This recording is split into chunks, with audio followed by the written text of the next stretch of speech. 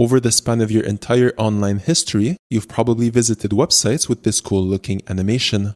These animations are called a marquee, and all it is elements laid out horizontally and that scroll infinitely. On the surface, this seems like a pretty simple animation. However, if you've ever tried to build this yourself, then you know that it's deceptively difficult, or at least difficult enough that you felt the need to use JavaScript. And actually, most tutorials you'll find on YouTube and on the web in general about this animation has you using JavaScript. However, in this video, we're going to be building it with CSS only. So no JavaScript, only CSS. Now let's take a look at what we're going to be building. This is what we're building. It's the horizontal infinite scroll animation, and for the purposes of this video, I'm animating rectangle divs. However, this will work with whatever element you want. And now before we start, let's first visually go over how we're going to pull off this animation step by step with CSS only. First, we're going to need some divs. Then, we're going to use a position of absolute to remove our divs from the normal flow of the document. Doing so resulted in all of our divs stacking up on top of one another. Then, what we do is we position all of our divs to the right outside of the wrapper. Now we create our animation, a very simple one. All our animation does is moves all of our divs to the left. And of course we loop it so that it animates infinitely. Now everything so far was pretty straightforward, but this is where the magic happens. Currently, all of our divs are animating at the same time. They're all stacked up on top of each other and they're all moving to the left at the same time. This is obviously not what we want, so what we can do is give each individual div a different delay. We tell each individual div to start its animation after a different delay. And when we do, this creates a staggered effect where each item starts its animation at a different time. With each div having its own delay before starting its animation, it's almost like our divs are all in line, waiting for their turn to move. This is how our animation is going to work under the hood, and in the end, this is going to be the end result. In the description of this video, you'll find a link to a CodePen where you can check out the final result for yourself. And there's also going to be a link to a second CodePen with the exact same animation, but with two rows going in different directions, similar to the thumbnail of this video. To get started, all I have is an index.html with an empty body element, a styles.css with two rule sets, and then back in my index.html, we see I'm already importing my styles.css file. Inside my empty body element, I'll add a div with a class called wrapper, and inside of it, I'll add 8 div elements. These 8 div elements are going to be our rectangles, and it doesn't have to be 8, it can be any amount you want, but in this video, we're going to have 8 rectangles. I'll give each one of them a class called item, and item 1, 2, 3, 4, 5, 6, 7, and 8. This is literally all we need for our HTML. Looking at our live server, we see nothing is being displayed, and this is because our divs are all empty. So in my CSS, I'll select our items by their class name of item, and I'll give them a width of 200 pixels, a height of 100 pixels, a background color of red, and a border radius of 6 pixels. When I save and look at my live server, we see our rectangles are being displayed. Back in my CSS, I'll select a wrapper by its class name of wrapper, and I'll give it a border of 1 pixel, solid black. When I save and look at my live server, we see our black border. However, our wrapper is touching the edges of the viewport. So back in my CSS, I'll give our wrapper a width of 90%, a max width of 1530 pixels, and a margin inline of auto. Looking at our live server, we see this looks a lot better. Earlier, I outlined step by step how we're going to build our animation. The first step was adding our divs, which we already did. We added 8 div elements. The second step was removing our divs from the normal flow of the document with a position of absolute. So in my CSS, I'll give our items a position of absolute. And we also need to give our wrapper a position of relative so that the positioning of absolute on our items can be relative to the wrapper. If you don't understand this, I have a whole video about CSS positioning on my channel. Looking at our live server, we see our divs are now all stacked up on top of each other. This is what we want. However, with our divs now having a position of absolute, our wrapper loses its height. So back in my CSS, I'll give my wrapper a height equal to the height of our items, so a height of 100 pixels. While I'm here, I'll also give my wrapper a margin top of 5 rem. And this is just to add some space between the wrapper and the top of the viewport. So now we've added our divs and we removed them from the document. The next thing we need to do is position our divs outside of the wrapper. So in my CSS, I'll give my items the left property. I want to position our divs exactly here, outside of the wrapper and to its right. This is very important. It needs to be outside of the wrapper, and I'm choosing the right side because that's where I want my animation to start. So to position our divs outside of the wrapper on its right side, I'll set the left property to 100%. When I save, we see our divs are now outside of the wrapper and on the right, exactly where we want them to be. The next thing we need to do is create our animation. However, before we create it, it's important to understand that where our divs are currently located is exactly where we want our animation to start. However, we also need to know where we want our divs to be when the animation ends. Our animation starts outside of the wrapper on its right. So logically, we want our animation to end outside of the wrapper on its left. Now that we've established where we want our animation to start and where we want our animation to end, I'll create a keyframe called scroll left.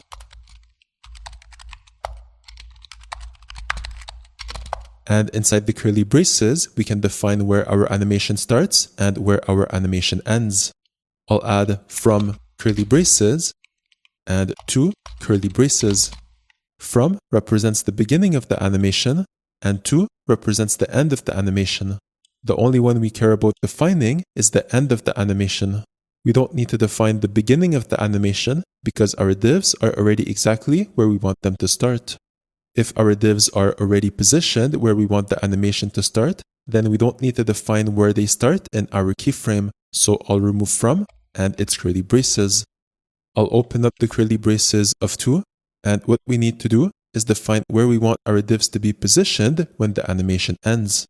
We said we wanted our divs to end outside of the wrapper and on its left, so I'll add the left property and I'll set it to -200 pixels because 200 pixels is the width of our boxes, so we say -200 pixels.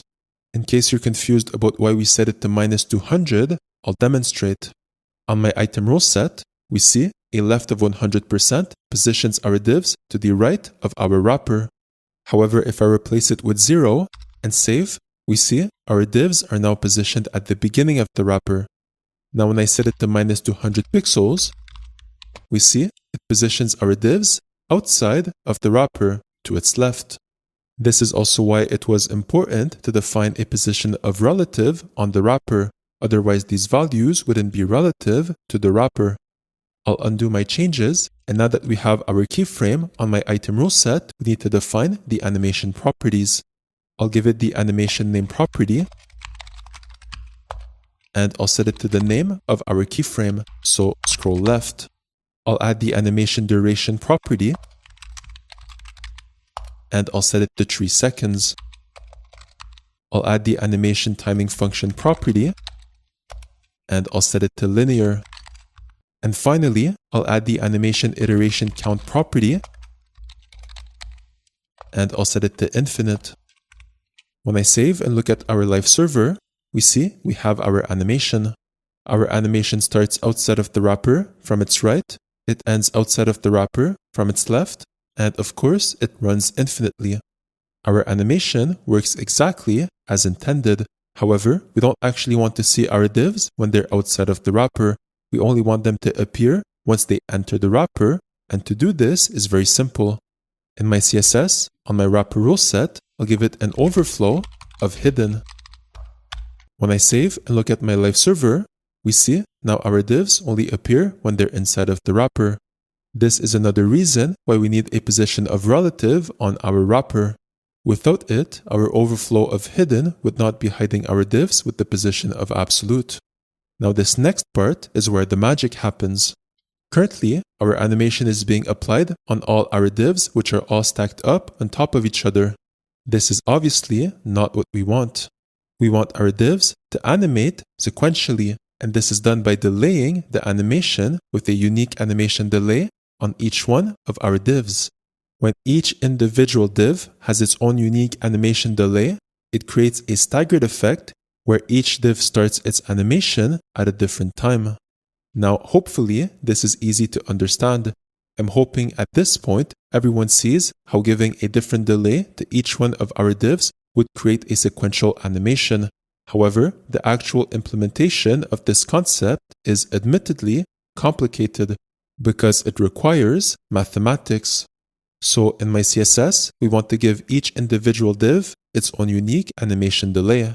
To do this, I'll head over to my index.html, and we see we gave each div a class called item1, item2, item3, and so on.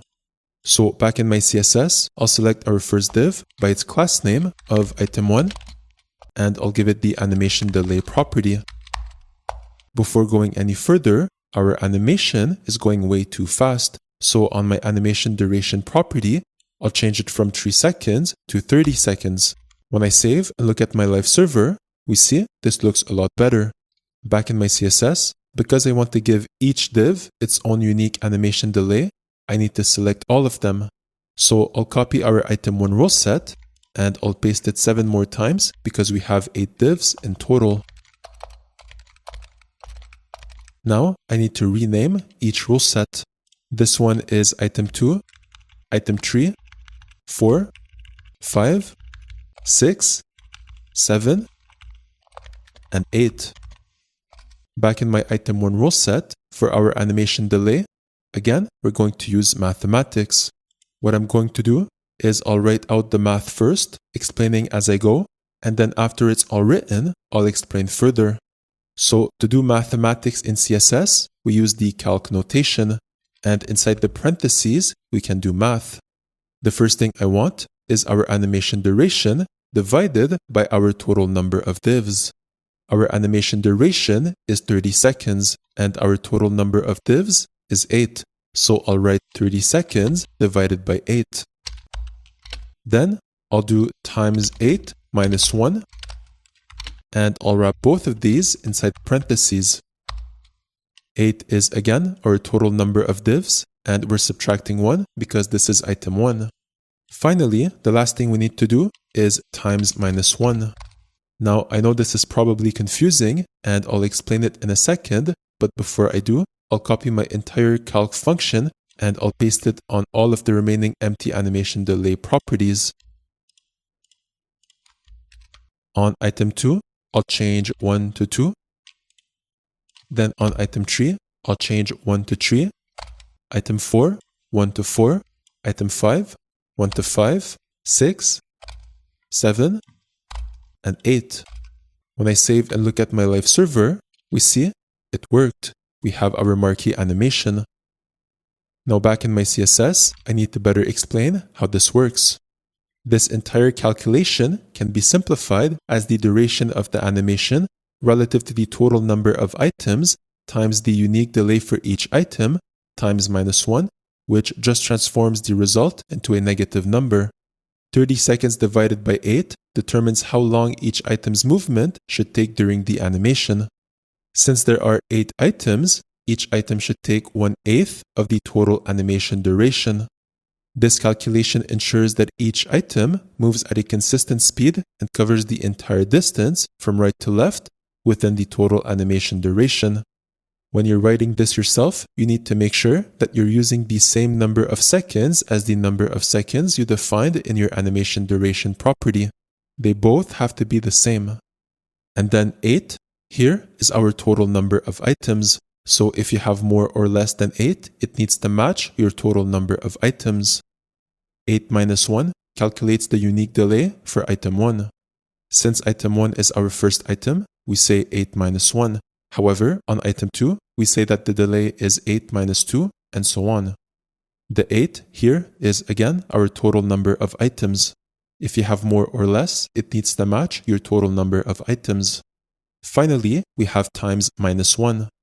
All this does is converts the result of our calculation into a negative number. So whatever the result is of our calculation, doing times -1 at the end converts the result into a negative number. Now, to understand why we want the result of our calculation to be a negative number, we need to see how the animation delay property interacts with negative numbers. So to demonstrate, I'll comment out all of our individual items, and when I save, we see our divs are back to being stacked up on top of each other. On my item row set, I'll add an animation delay property, and I'll set it to a negative number. I'll set it to half of our animation duration, so 15 seconds, and I'll also make it a negative number. When I save and look at my live server, we see our div started their animation in the middle of the screen.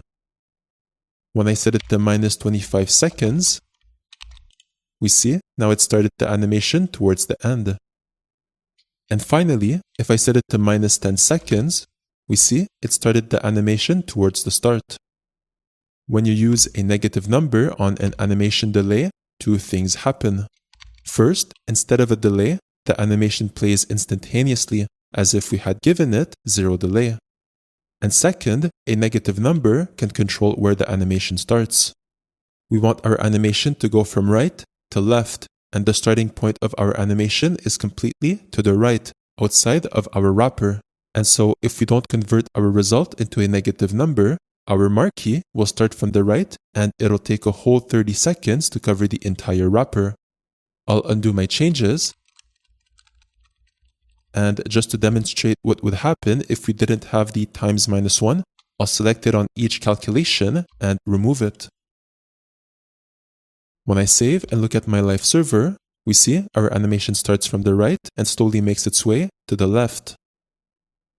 Now back in my CSS, I'll bring back the times -1. And when I save and look at my live server, we see instead of starting from the right and slowly making its way to the left, our animation has already started and already covers the entire wrapper. Now, while I'm here looking at my animation, we see our divs are entering the wrapper from the right and they're also disappearing on the left. This is what we want. However, it would look a lot better if they were to fade in from the right and fade away from the left. To do this is very simple. Back in my CSS, on my wrapper rule set, I'll add the mask image property. Now, if you don't know what the mask image property is, all it does is it hides part of an element it is applied to.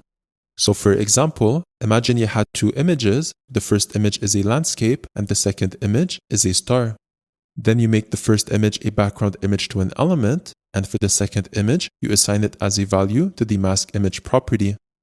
When I do, we see our second image, which was assigned to the mask image property, masked our background image, and this is because the mask image property hides part of an element it is applied to. Now that you understand how the mask image property works, we can use it to create our fade out effect. However, instead of using an image, we're going to use a linear gradient. On my mask image property, I'll set it to the linear gradient function, and for the first argument, I'll set it to right. This indicates that our gradient should be horizontal. Then I'll define 4 RGBA functions.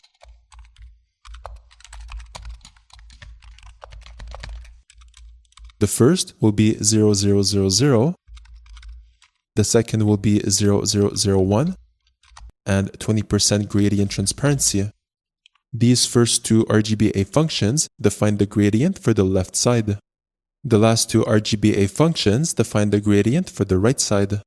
I'll set the third RGBA function to 0001 and 80% gradient transparency, and I'll set the last RGBA function to 0000. I'll also remove the border from our wrapper. We don't need it anymore. When I save and look at my live server, we see this looks perfect. However, there's one last thing we need to do. Our animation isn't actually responsive, and we can see this when I resize the page. We see, as I resize the page, the gaps between each div get smaller and smaller until eventually they're all touching each other. The reason this is happening is because if we look at our CSS on our left property, we see I'm using a percentage for my value. When I resize the page, 100% changes relative to the width of the viewport, and this constantly changes as I resize the page.